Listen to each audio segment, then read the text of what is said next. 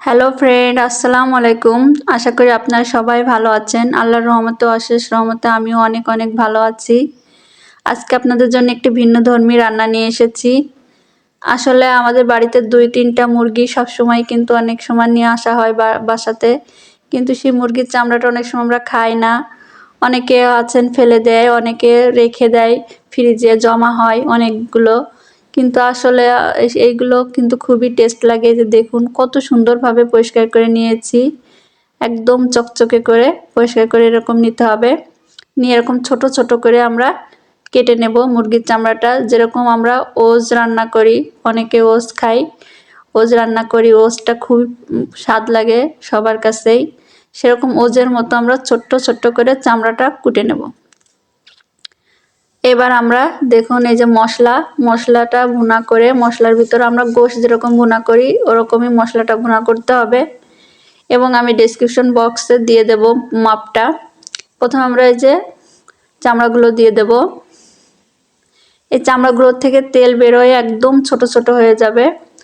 আর এই তেল যাতে অবজার্ভ করে নিতে পারে সেজন্য আমরা এই যে কিছু আলু এই যে ছোট ছোট করে কেটে নিয়েছি, এই আলুগুলো দিয়ে দেব। এই আলুগুলো যদি আমরা দিয়ে দিই তাহলে এর ভিতরে যে তেলটা আছে সেটা অবজার্ভ করে নেবে।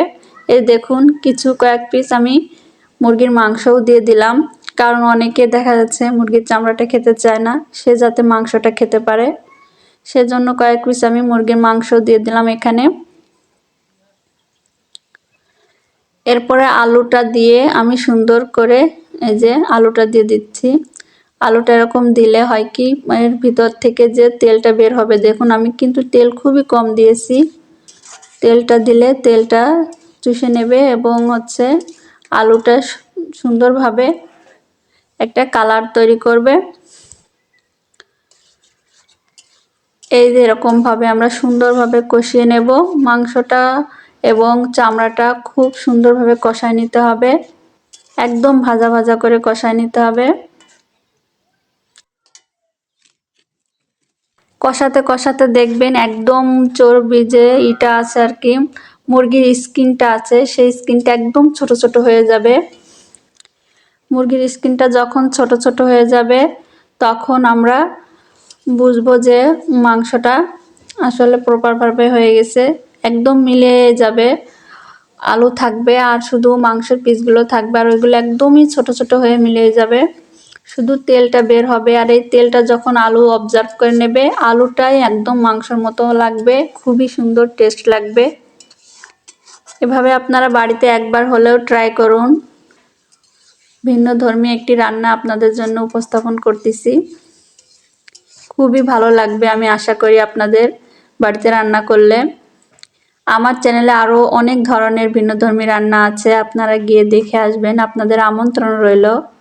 আপনারা বন্ধু হিসাবে আমার পাশে থাকেন সাবস্ক্রাইব করে। এবার আমরা একটু পানি দিয়ে দেব।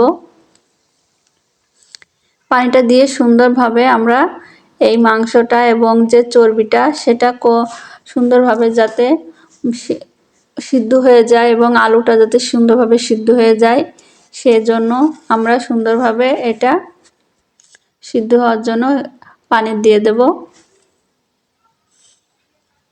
এবারে পানিটা শুকানো পর্যন্ত আমরা অপেক্ষা করব। দেখুন পানিটা শুকিয়ে গেছে আর তেলটা বের হয়ে আসছে, দেখুন শুধু তেল আর তেল। কত সুন্দরভাবে দেখুন কষানোটা হয়েছে, আর কি সুন্দর একটা কালার আসছে দেখুন।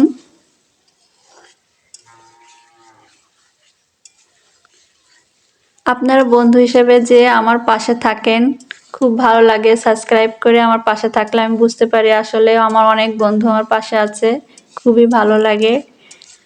আপনারা সাবস্ক্রাইব করে আমার পাশে থাকবেন। আর আমার রেসিপিগুলো ভালো লাগলে সাবস্ক্রাইব করে, আমার আরও অনেক রেসিপি আছে, আপনারা দেখে আসার আমন্ত্রণ রইল, দাওয়াত রইল, আপনারা দেখে আসবেন। দেখুন কত তেল বের হয়েছে, আমি আপনাদেরকে নামিয়ে দেখাই। দেখুন আরও তো আলুতে চুষে নিয়েছে।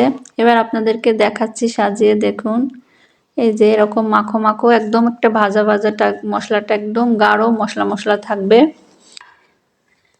এটা দিয়ে যখন আমরা এই মশলা দিয়ে যখন ভাতটা মাখাবো খুবই টেস্ট লাগবে এবং খুবই মজা লাগবে খেতে।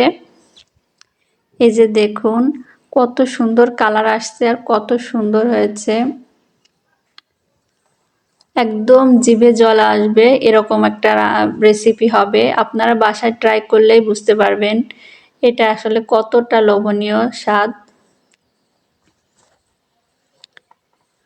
আর এটাতে ভাত মাখিয়ে খেতে খুবই মজা এবং খুবই টেস্টি।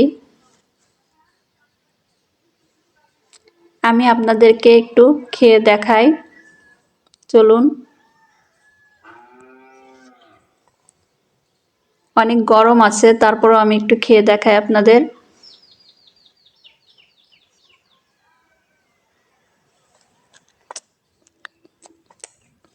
খুবই টেস্ট হয়েছে, খুবই সুন্দর একটা ফ্লেভার এবং খুবই সুন্দর একটা টেস্ট আসছে,